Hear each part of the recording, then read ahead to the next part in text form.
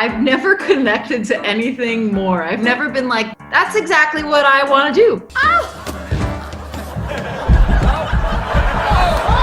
Son of a beastie! I had that kind of vibe where I would stay up late on Saturday nights and want to be Chris Farley. Here's you, here's Matt, there's you, there.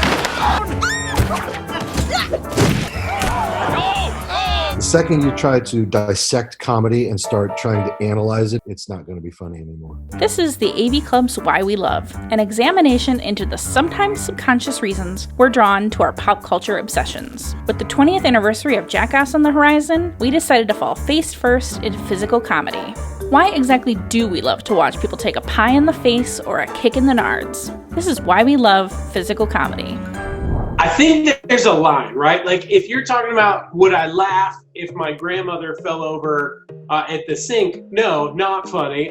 Cause for alarm. If I know that someone signed up for a game show and there's a chance they might smash their face while they're jumping for $10,000, my level of hilarity internally is going to go up. There's the rubbernecking syndrome where people are compelled to slow down and look at carnage. I mean, I think that's actually a big part of it, you know, like the whole like slowing down to look at an accident is something inherently human, I think. If it's make-believe and it looks gnarly and it looks painful, I can still laugh at that.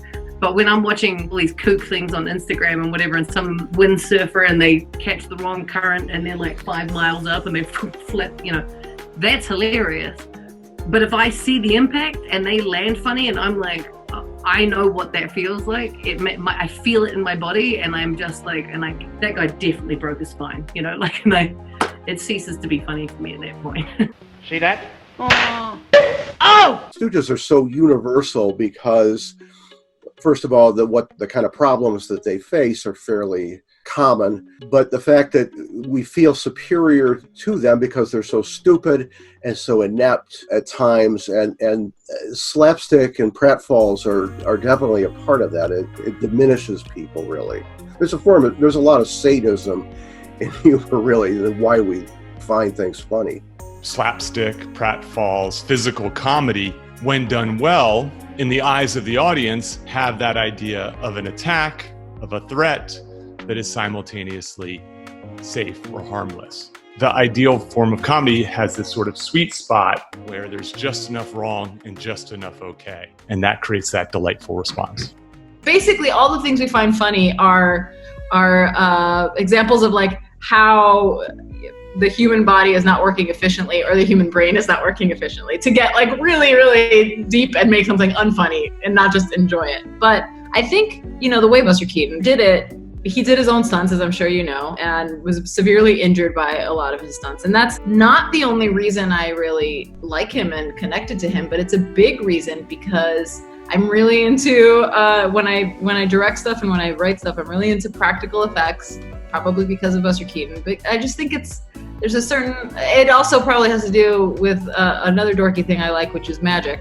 And there is an illusion there. There's a magic trick in falling for a camera. You know, you are not hurting yourself, so there's a trick there. And I think there's a lot of skill in that. There's something about the old school where everything used to be so physical and dialogue was kind of irrelevant, and all the subtleties that we now use for camera angles and all of those sorts of things, they didn't have it. So it had to be all in what was being put in front of that lens. And every time I watch him, I'm just like, what? How is he? It's like he's Evel Knievel and a comic at the same time. If you, like myself and other professionals in my line of work, understand just how delicate and intricate and risky some of the stuff that he was doing was, if he wasn't as good as he was, then you get that elevated like, holy shit, under the laughter, and that brings a whole nother. So I love that stuff. You wiggle till they're giggling all over the place, and then you get a great big custard pie in the face. Make them laugh, make them laugh, make them laugh. Donald O'Connor, you know, our kids love watching Singing in the Rain. The power of that movie, the power of his performance. He always reminds me of, you know, I think one of the greatest going now, and has been for many moons, from every talk show appearance to anything he's ever in, Martin Short. Incredible, just the way I remember as a young kid, every time I was in the shower or the bath, looking in the mirror and doing an Ed Gremley impersonation, you know, putting my hair up and dancing around like that. Chevy was a genius at taking falls. Ford popularity is certainly on a sharp rise here. Whereas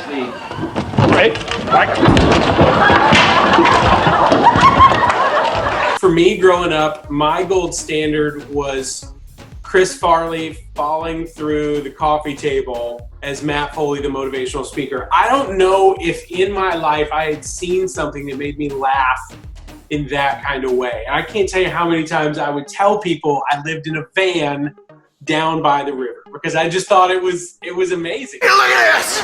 I'm gonna throw some eggs around! Look at me go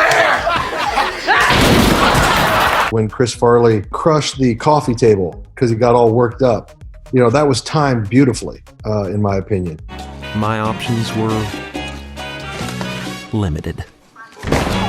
Jim Carrey is kind of like the last person who's like really going for it in that sense. I think that isn't really something people are comfortable doing now because I think to our detriment and something I am personally working on to change is that I think we're so worried, people are so worried about looking cool that they're no longer as funny as they used to be. And I think the coolest thing is not worrying about looking cool.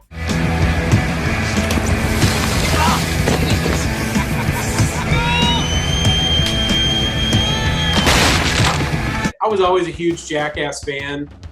Growing up being into skateboarding, it's hard not to love what those guys did. And, I hate that a guy like Ryan Dunn's not around now to see where that could be because he had one of these trajectories that I think he was always kind of the greatest of the group. Obviously, Johnny Knoxville's done some amazing stuff. It's a really cool group of people, but what a movement of just being an idiot for your friends and how that took off. Knoxville is a great guy, super smart and funny, and he grew up in a family where practical jokes and pranks were a big part of his childhood. His father and the other guys that worked at a tire shop would sort of pull pranks on each other, tricks and gags and fake phone calls all the time when he was growing up. And he developed a very charismatic, devilish skill set in that I'm sure he's watched a lot of cartoons and is also familiar with everything that goes wrong with Roadrunner and Tom and Jerry and Buster Keaton and Laurel and Hardy. And so there's things that are of that same sensibility that come through in what he makes happen in real life. This isn't the best idea ever. Yes, it is. I'm Johnny Knoxville and I'm going to the moon. 5, 4, 3, 2, 1. Later. Knoxville is very conscious of having some things that are very low-key, not hooked up. He won't fake anything. He won't steal a reaction shot from one thing to make something else seem like it happened. You have to really do it. You can't fake the reactions. You can't fake anything. Or ethically, he just won't allow it to go in the film. Aaron's walking in, and we're going to have him bring in a whole tray full of soup. What up, Aaron? What's up, dude? Yeah, dude. Help us crowd, brother. I remember the experiences of going to watch those Jackass movies are like one of the best theater experiences I've had, which sounds crazy, but I truly think they're so funny and so good. Specifically, I remember that first movie, like so many parts of it. I remember I couldn't watch the paper cut scene. Is everybody ready? We're just a bunch of attention whores competing for screen time in a franchise called Jackass. Now it seems like everybody's an attention whore. When Jackass started 20 years ago, there wasn't YouTube. There wasn't, we could be, arguably vilified legitimately.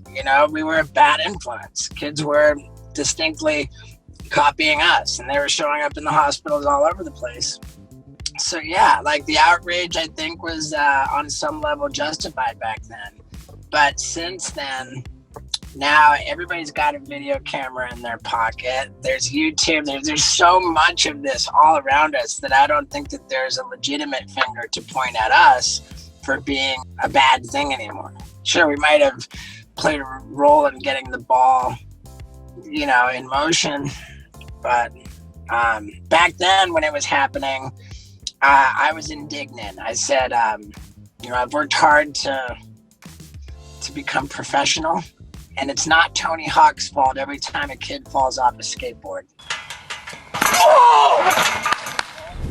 It's a humanity thing. It's like you want to watch someone be human, and it's relieving in some sense, One of the fascinating things about physical comedy is it doesn't require social and cultural norms as much. It's as close to a universal form of comedy as you can find.